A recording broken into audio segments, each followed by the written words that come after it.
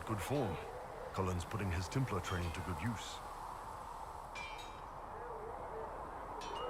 Did Cullen tell you he was a Templar? He's not wearing the armor. He didn't have to. Might not be a Templar shield, but it's a Templar holding it. He angles the shield just a bit down.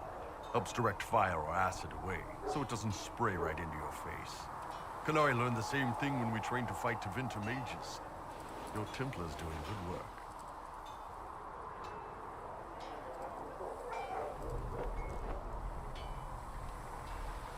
You sound like you want to head down there and give the troops some pointers. Nah, I'm no good at command unless I know who my guys are sleeping with and what they like to drink. Inquisition's already too large for that. The charges are big enough for me. Biggest problem for the Inquisition right now isn't on the front line. It's at the top.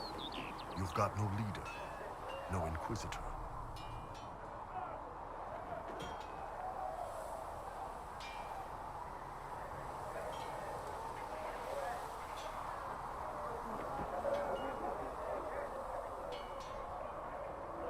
Cassandra's been the driving force of this Inquisition. She's the leader in all but name. Cassandra's a seeker. From what I gather, that's a bit like a Ben Hasrath. She's a good hunter and a great fighter, but she doesn't see the big picture. Too busy searching for answers. My people don't pick leaders from the strongest, or the smartest, or even the most talented. We pick the ones willing to make the hard decisions, and live with the consequences. Who knows?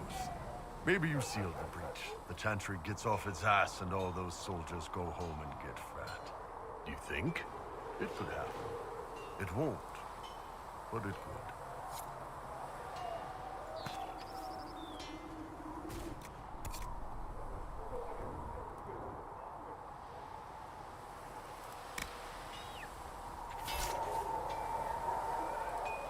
All's well?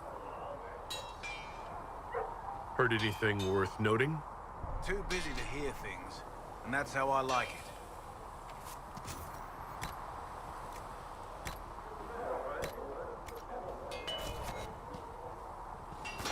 Maker be with you. Mr. thought you and your men might be working up a thirst. He sent me over to see if you needed anything. We're fine.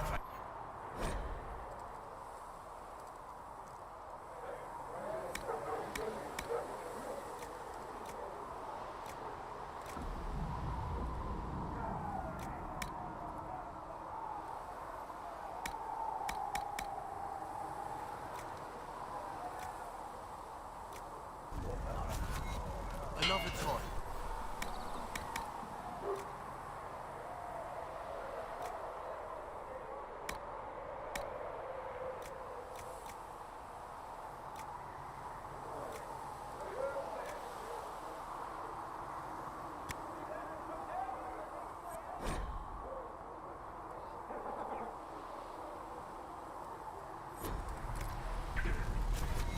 Another time.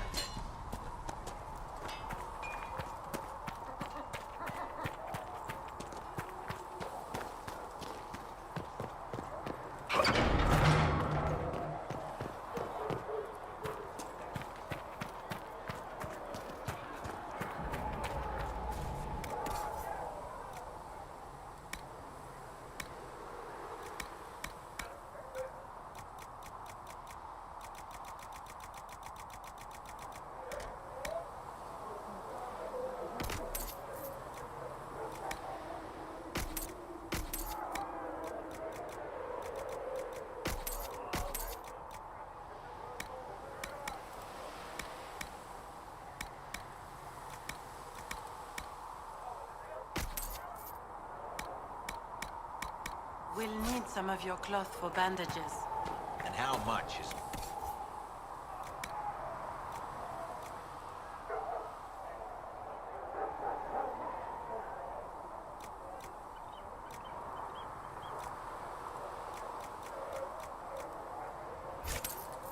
Can you really put a...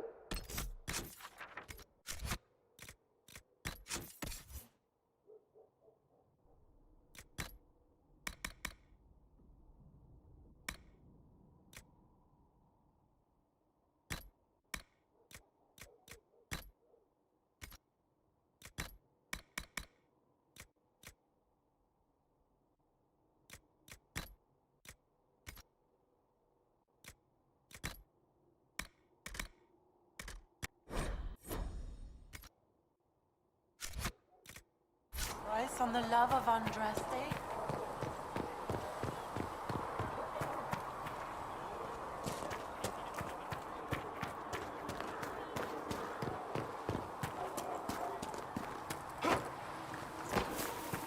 Master.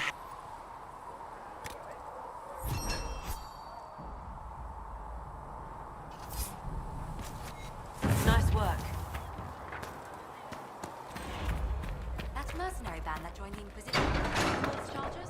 They've got a healer of their own. When there was no sky, Maker, you were the sky. Thank you for all that you have. When there was no earth.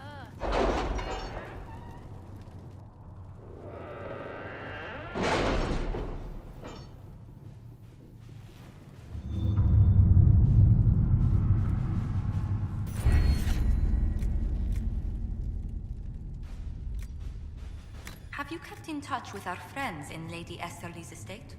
Several bards will play for her tomorrow night. We will have names soon enough.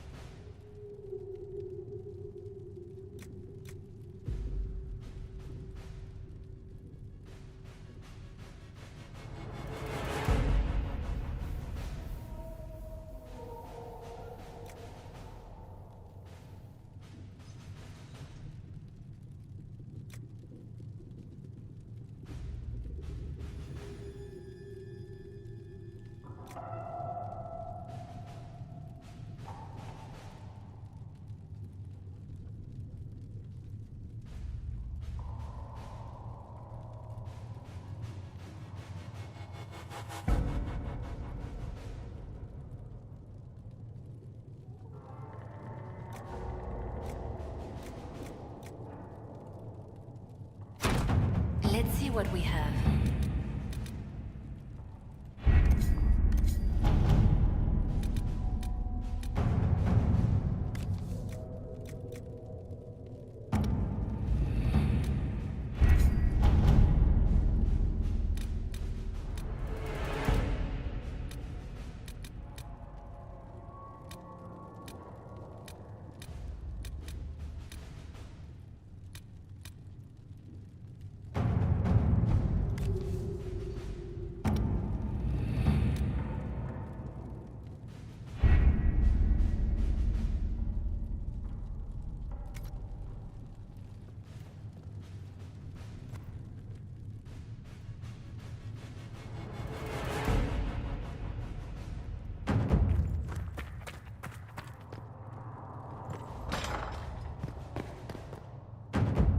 Yes.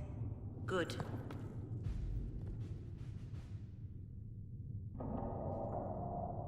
Good day to you. What do the people make of us? Despite our fame, we're low on steadfast allies. We must aim for more.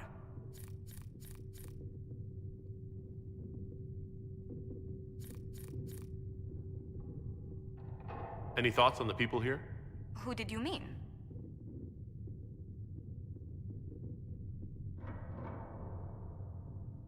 What do you think of Vivienne? We've met a few times before at court. She remains a truly accomplished player of the game. So long as her interests align with yours, Madame Vivienne will be a most valuable ally. Let's speak later. Goodbye.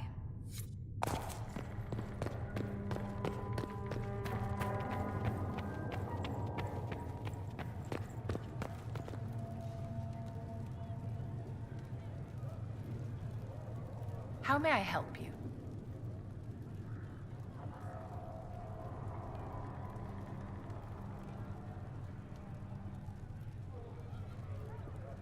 I wanted to ask you about the Circle of Magi. Of course. What do you wish to know?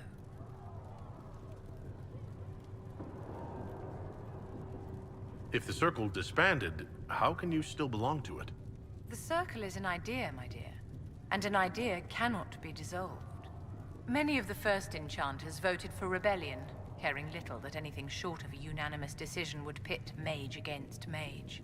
Rather than dissolving it, Grand Enchanter Fiona's vote split the Circle in two.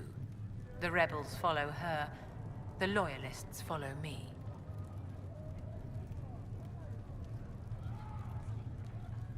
If you lead all the loyalists, why are you only First Enchanter and not Grand Enchanter? Grand Enchanters are elected, and since there are no First Enchanters besides myself, no vote can be held. I could name myself Grand Enchanter, but the title holds no meaning now.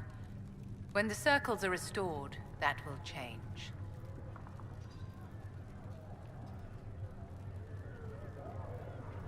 I've never been to the Montsemart Circle. What was it like? A place of great history and tradition, with the greatest library of magical history outside of the Imperium. It was deeply involved in the Great Game, as you might expect of anyone living in Orlais.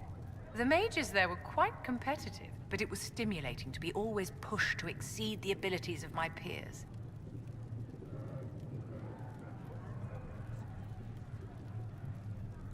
How did we come to this state where the Circle's in revolt? You, my dear, are far too wise not to have realized that many of our colleagues live with their eyes closed. Safe from the world inside their towers, they thought only of the Templars and their own resentment.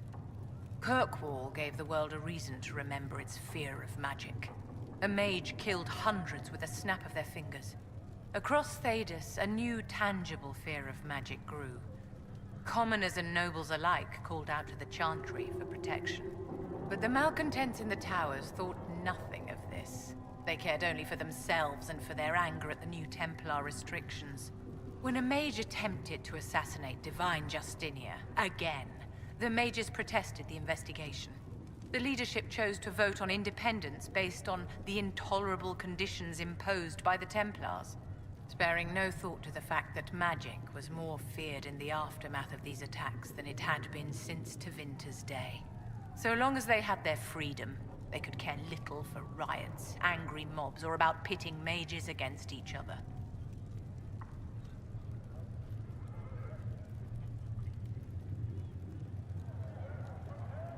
Did they have cause to rebel? In the aftermath of their terrorist attacks? Was that really the most opportune time to break away? By all means, protest abuses by the Templars. Just don't do it in a way that says mages support wholesale murder. By voting when they did, my colleagues all but declared war upon the ordinary people of Thedas. A war in which we are outnumbered 100 to 1.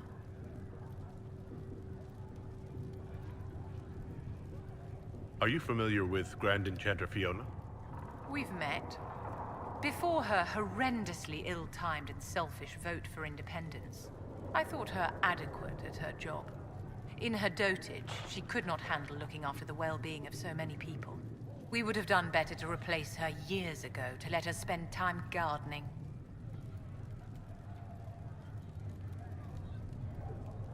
I thought the fighting was only between mages and Templars. Why are mages fighting mages? The vote for independence was carried by only a small margin, but Fiona chose to let the motion stand. Those who opposed a rash declaration of war against the entire free world had little choice. By breaking from the Chantry when they did, the rebels declared themselves in support of mass murder. Anyone who did not wish to support terrorism and the slaughter of innocents was forced to take arms against the rebels.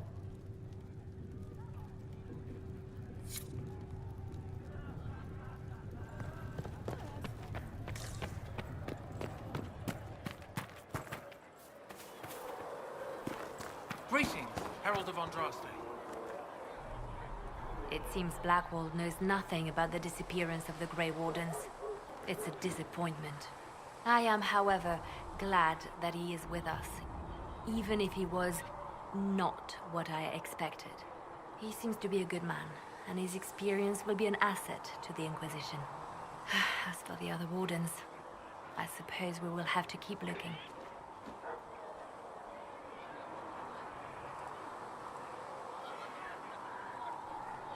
Anything I should know?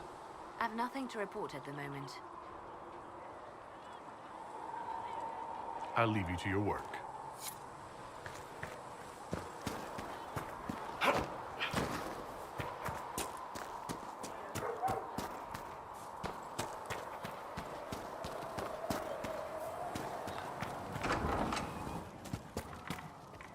Here, sir, with Cedric's compliments, sir.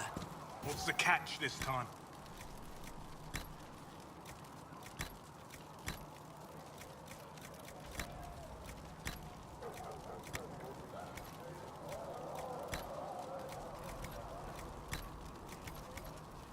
No catch, sir. Said he wanted to help the Inquisition.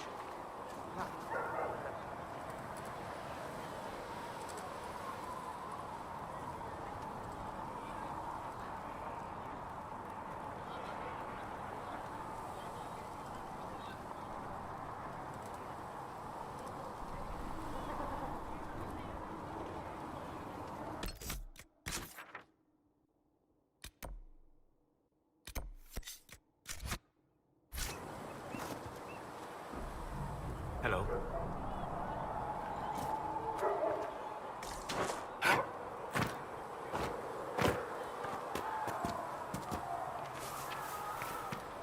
You can't be happy giving up your whole life for the Mage.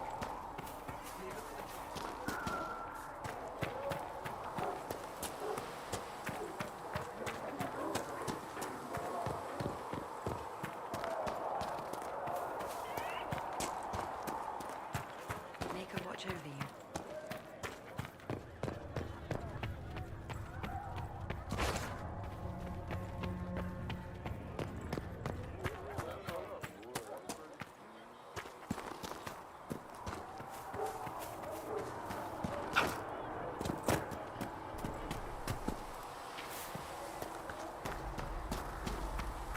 Yes, sir.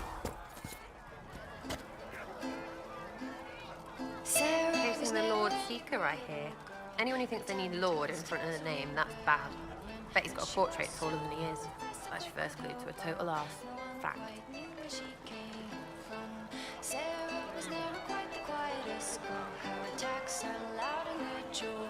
You apparently have a lot of friends.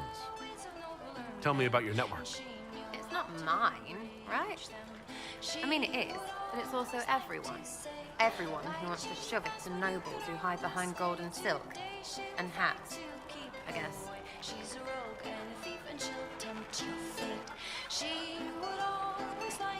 Are you just about pranks and revenge, or is there more to it? Well, it's a weave, right? I grease a ballroom, so a wyvern chasing Git has to hunt spring. Strangely, handmaids leave his vault open. His heirlooms pay off someone else. Maybe clean streets in Kirkwall, so someone gets something else. Pish, pish, pish. A lot of people eventually get help or a laugh. Or maybe someone dead, if they deserve it.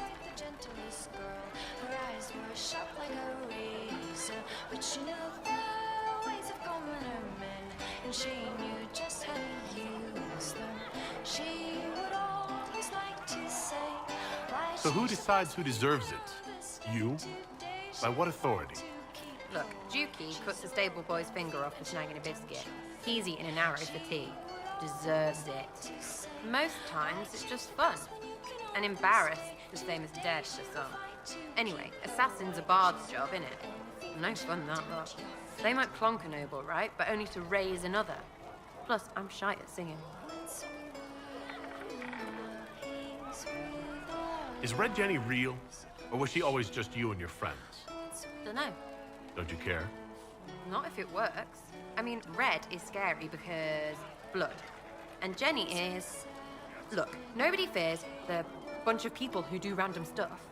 And besides, it's easy. Nobles want a bogeyman because they need to believe normal people can't get at them. Numbers, right? It don't have to be so complicated.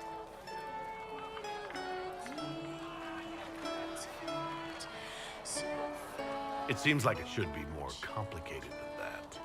That's why you be bad at it and why I'm here. You don't want to play, don't play. That's simple too. Where are the people you promised? If I knew, there wouldn't be much use. That's sort of the point. Look, unless your baddies are rocks or trees, they have people they use. Cooks, squires, wipers. Yeah, I know, wipers, right? You better believe the one with wipers deserve it, right in the... Well, anyway, the little people will be there when you need them, in a million little ways.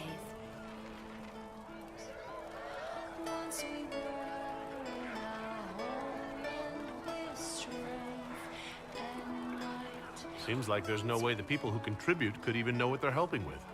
Don't need to. Maybe some ask for a target, a note like, but maybe they plant something just to help mess with things. I did something and something happened. That's a wish for some people. Probably not heralds. Anyway, sometimes I don't even do anything and people think I did, because something happened anyway. That's good too. Free payday. And free blame right. But whatever.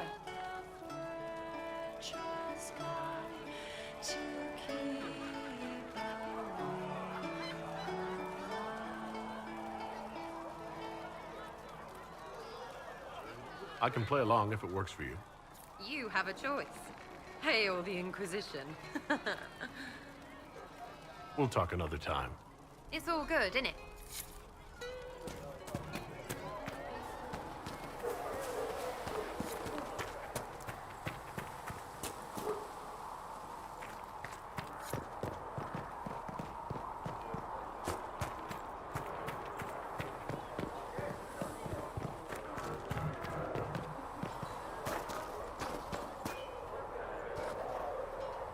What can I do for you? Iron Bull said the chargers were at my disposal. Do you have any suggestions on how to use them? Nothing jumps out at me. If I come up with any ideas, I'll let you know. I'd like to know more about the Iron Bull. The Chief. First time I met him, he saved my life. I never thought I'd work for a Canary, but he grows on you. He's not like any commander I've ever worked for. That's for damn sure. How's Iron Bull as a commander? If you know what you're doing and hold up your end, he's easy. He doesn't accept any less.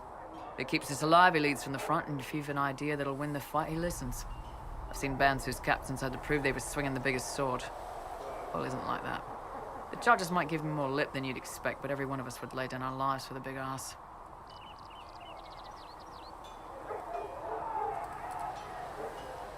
How did a Tevinter soldier wind up in a Kunari spy's mercenary company? I wasn't a soldier at the time. I was in some trouble, trying to flee Tevinter. A Tribune and his men caught me in a border town tavern. They meant to make an example of me. Bull killed them. Gave up his eye doing it. Patched me up and asked if I was looking for work. I've been putting up with his jokes ever since.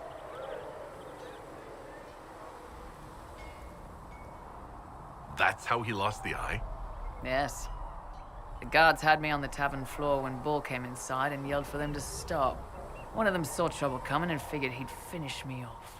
The guard had a flare. Bull put himself between me and the blow. Big-horned idiot. Didn't even know me. Is it strange to work for a Kunari? He hasn't tried to convert us to the Qun, if that's what you're asking. Bull's charges don't care who you light a candle for, so long as your shield stays up. If he hadn't told me he was Ben Hasrath, I'd have thought he'd left that life behind.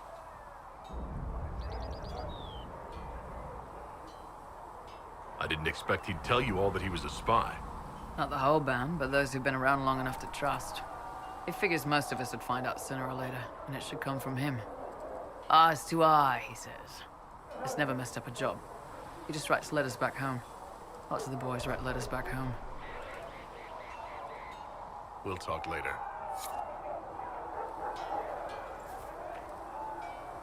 How's it going?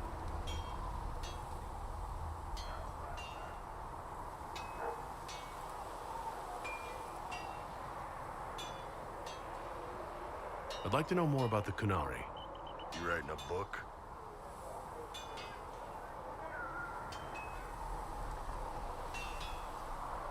What I've heard about them sounds fascinating.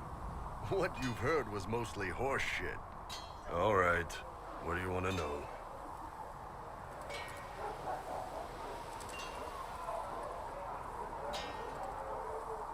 How do the Kunari rule themselves? It's pretty simple. We've got the matriarchy, the priesthood, and the military. The priesthood figures out how Kunari should live in theory. The matriarchy makes it work in practice. And the military keeps the Kunari safe from outside threats.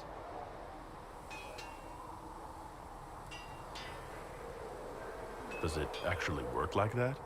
Is there much infighting? Not like you're thinking of. People disagree, yeah, but the priests are there to solve disagreements. Here in Olay, politicking comes from people putting their own gain ahead of the gains of society. If you do that among the Kunari, the Ben Hasrath set you straight, or kill you.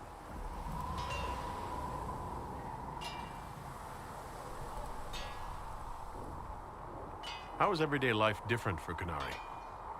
Depends on your job, I guess. Some are just about the same.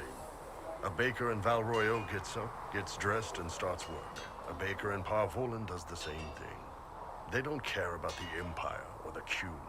Mostly they worry about breaking eggs and hope the dough rises right.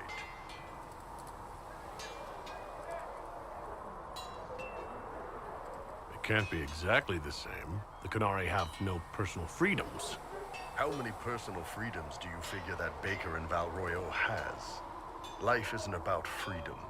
The baker in Parvolan wonders if she'll be given enough eggs to do her work. Will they come on time? Will the kitchen workers get her bread while it's fresh, or will they come late and blame her 'cause it's stale? Same crap in Val Royeaux. People are just people.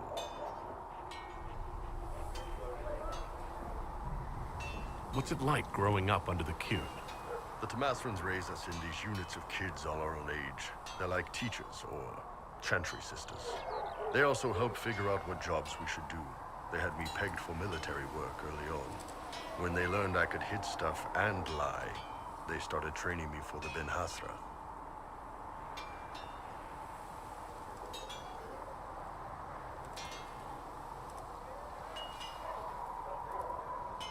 You never knew your parents?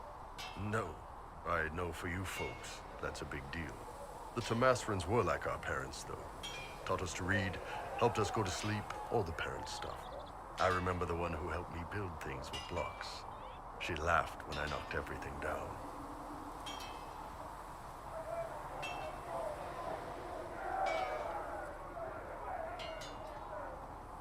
Do you ever think about what would happen if the Kunari conquered Orlais or Eldon? Some folks, like Cassandra or Cullen, would do fine if they didn't die fighting. Those two love rules. But the mages... Can you imagine Solus trying his fade dreaming under the Qun? Or Vivian doing her political bullshit?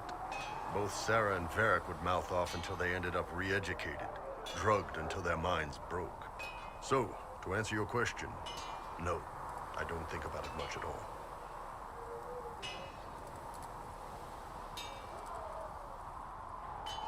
I heard there's no marriage among the Kunari. Yeah, that's true. Kunari love our friends like anyone does, but we don't have sex with them. Kunari don't have sex? Oh, we definitely have sex. They're Tamasrans who pop your cork whenever you need it. Seriously? Yes. It's not a big deal like it is here. It's like, I don't know, going to see a healer. Sometimes it's this long, involved thing. It takes all day, leaves you walking funny. Other times you're in and out in 5 minutes. Thank you. See you next week.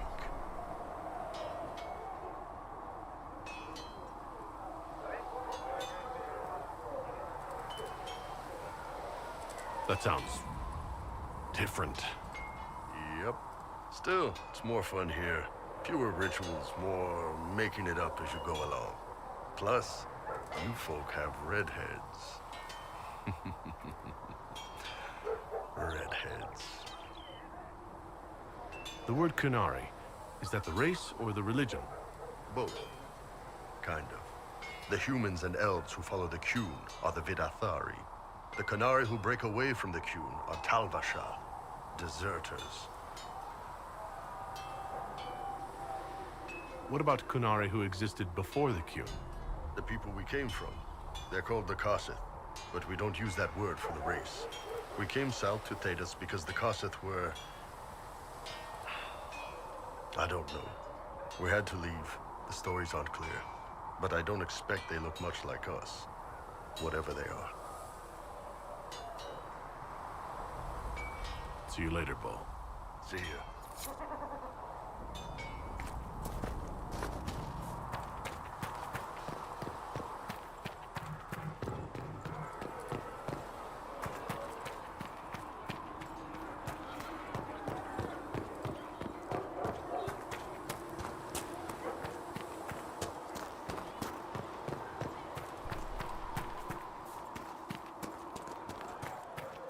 I saw the leader of the Bull's chargers, that Iron Bull.